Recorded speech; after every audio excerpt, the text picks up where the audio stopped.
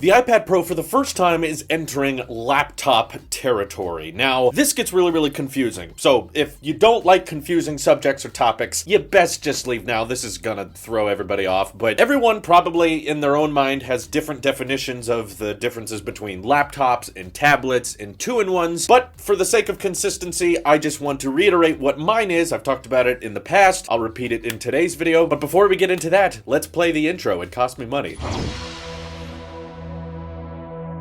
So in my opinion, a laptop is a device that you primarily input your commands into the device via a physical keyboard and a trackpad. Maybe a mouse if you want to connect it in that way, sure, but basically keyboard, mouse, those are the primary forms of input. Yes, laptops can have touchscreens, but that, in my opinion, does not make them a tablet. Even if you are capable of swiveling the display all the way around and having the keyboard and trackpad on the back, if it ships with a keyboard and mouse by default, and more than likely the operating system is designed for keyboard and mouse input primarily, it's still considered a laptop to me. A tablet is when you have to use the touchscreen. A tablet requires you to interact with one sheet of glass. You do not have to interact with a keyboard and mouse. You can. I didn't consider the iPad a laptop as soon as they gave it keyboard support because you can pair a Bluetooth keyboard to an iPhone if you want to and use it. Yes, that actually still works, but that doesn't make it a laptop in that case. So yeah, there's blurred lines here everywhere, but there's a growing number of devices that a lot of us consider to be two-in-ones, which is, yes, it's kind of a laptop, yes, it's kind of a tablet, but until more recent history, any two-in-one I've ever tried has been primarily a laptop and then occasionally a tablet. So what I mean by this, when I tested devices like the Microsoft Surface Pro or the Pixel Slate, they design it so heavily for keyboard and mouse input that honestly you use it more like a laptop than you do a tablet. Yes, they do have a touch interface, but if you try to use the device just via touch, it's downright unusable. The software doesn't feel designed for it, first or third-party software, and it just feels like anytime you want to actually get something done, you have to use a keyboard and mouse, and the only time you really use the touchscreen is just for the occasional tap or drawing programs. That's pretty much it. You're just like, oh yeah, I can tap the display, cool. But that's how it feels like two-in-ones have been designed over the past 10 years, is just companies who are like, okay, we want to make a tablet, but we want it to do laptop things, so we're not really going to try very hard to bring tablet software or a touch-friendly user interface to our display, so basically, you just have to make a laptop, don't sell the keyboard and mouse with it, and now you can say your tablet can do everything a laptop can, even though it's basically a laptop. The iPad Pro is interesting to me, though, because this is the first time a device that's been dominantly a tablet for the past 10 years. I would argue the iPad has never really even been a two-in-one, because even before this new Magic Keyboard and cursor support dropped with iPadOS 13.4, you had to use the touch display. Yes, they had mouse for accessibility features, but it was really not something they bragged about much on stage, and they didn't even let their first-party hardware work with the iPad, so it was like, yeah, if you want to type on a physical keyboard, you can, but in order to interact with the iPad, you still have to touch the display, and that's how Apple was able to create a blossoming third-party market of applications that are all designed for a touch interface. Apps like Affinity Photo or LumaFusion, and now we have full-fledged Adobe Photoshop for the iPad as well, all of which had to be redesigned and re-engineered in a lot of ways to be touch and tablet friendly, so that it wasn't just a, oh yeah, you can touch the display occasionally, but for the majority of the time, you're probably just going to use a keyboard and mouse. No, the iPad was the oddball out. The iPad felt like the one true tablet that was still left because it forced people, basically, to use the touchscreen, and no, they could not just convert it into a laptop when they wanted, and that required, a bunch of third-party application support, as well as Apple making sure the software was all built across touch, not built across the same thing macOS was built on, which is, of course, accustomed to having a keyboard and mouse. But, as we all know, that's all changing now because they dropped 13.4, allowing cursor support on the iPad, but not in the way a lot of people thought it was going to be. And of course, next month we'll be getting our hands on the Magic Keyboard case, which will basically, in my opinion, convert the iPad for the first time into a two-in-one product, because we're talking first-party hardware now, and you don't necessarily have to touch the display anymore in order to use the device. Now, having used a trackpad and a mouse on my iPad Pro a little bit with